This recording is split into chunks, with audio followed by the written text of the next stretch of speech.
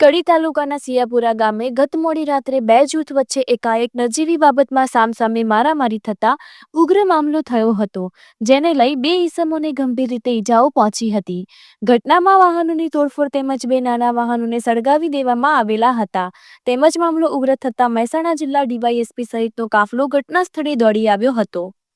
કડી તાલુકાના દુધઈ ગામના રજાકભાઈ મલેકના મામા સૈયદ વજીરભાઈ અને તેમનો દીકરો અસલમભાઈ સિયાપુરા ગામે લગ્ન પ્રસંગ હોય તેમની ગોળી લઈને ગયા હતા.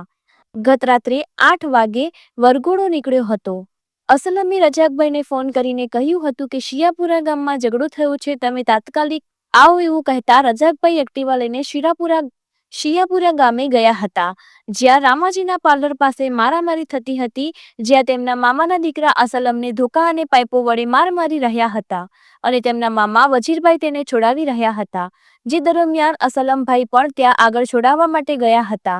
શિયાપુરા ગામના રામાજી ઠાકોર, કરણ ઠાકોર, મયુર ઠાકોર, અજીત ઠાકોર હુમલો કરી રહ્યા હતા, જે દરમિયાન મામલો વધુ ઉગ્ર બનતા રજાકભાઈએ તેમના કુટુંબિક ભાઈ રમજાનભાઈને ફોન કરીને ગાડી લઈને બોલાવ્યા હતા, જ્યાં લોકોએ રમજાનભાઈની i20 ગાડી આવતા તેના કાચ તોડી નાખ્યા હતા. રમજાનભાઈ તેમજ તેમના મામાને ગંભીર રીતે ઈજાઓ પહોંચતા રમજાનભાઈની તોડફોડ કરેલી i20 ગાડીમાં ભાગ્યોદય હોસ્પિટલમાં સારવાર માટે લઈ ગયેલા હતા, જ્યાં લોકોએ રજાકભાઈ અને તેમના મામાના બાઇક અને એક્ટિવાને આગ ઝંપી કરતા મામલો બીચક્યો હતો. ઘટનાને લઈ પોલીસનો કાફલો દોડી આવ્યો હતો અને ઘટતી કાર્યવાહી કરી હતી.